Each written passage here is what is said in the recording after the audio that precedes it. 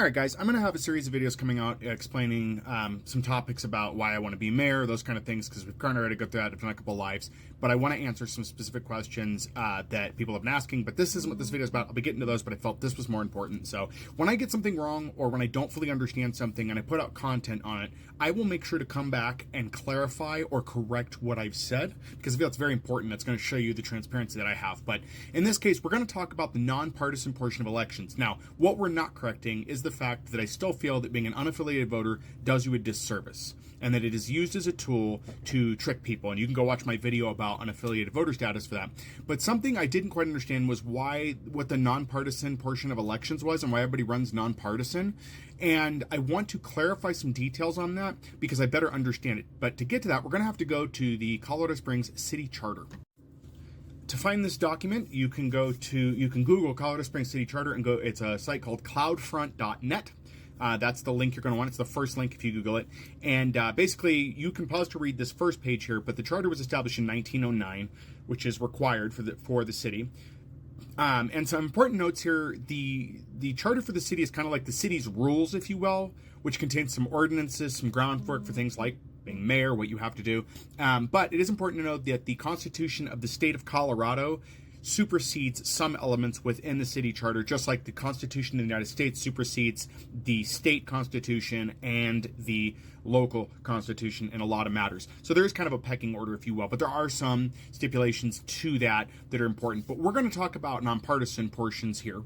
So I've highlighted a bit here. This is Article 11, subsection 30, nonpartisan elections. And you can read the highlighted bit there if you want. Basically what this says is if I wanted to become mayor or someone has become a mayor, they cannot do so at the behest or motivation of something like the DNC or the RNC. They must come in as an independent person, so to speak, and be running on that. They can't be pushed through an agenda. To me, what this rule means is it's supposed to prevent people coming with an agenda. Now, that can be circumvented, as we can see with our current mayor.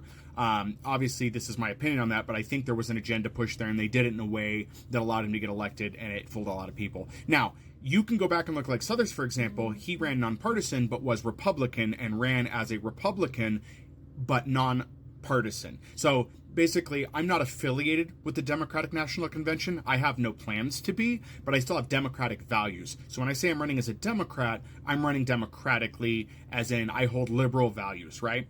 So that means I'm not being funded by money from DNC, RNC, things like that. So I wanted to clarify that because it was kind of confusing to me, and after I dug up the charter here, I was able to see a few things. Also, in reviewing this charter, I don't know when it was last updated. I'm still looking for that information, but I do feel like it needs to be updated, specifically certain things like this sets forth the pay for city council members. I think we need to be updating our charter where available so that we can change things like getting our city council members paid so common people can afford to actually be part of their city, and getting some ordinances changed and some other processes updated and changed there. So anyway, just to clarify there, hope this helps. You guys are free to find this document and read through. I'm reviewing it pretty regularly now to get more accustomed to the city's rules and whatnot. And this is just one article of that with all these subsections here. Not long. It's about 41 pages and covers a lot. I think some areas need to be expanded. I think others need to be revised. As with any legal documentation, if something was made in 1909 and we're in 2025,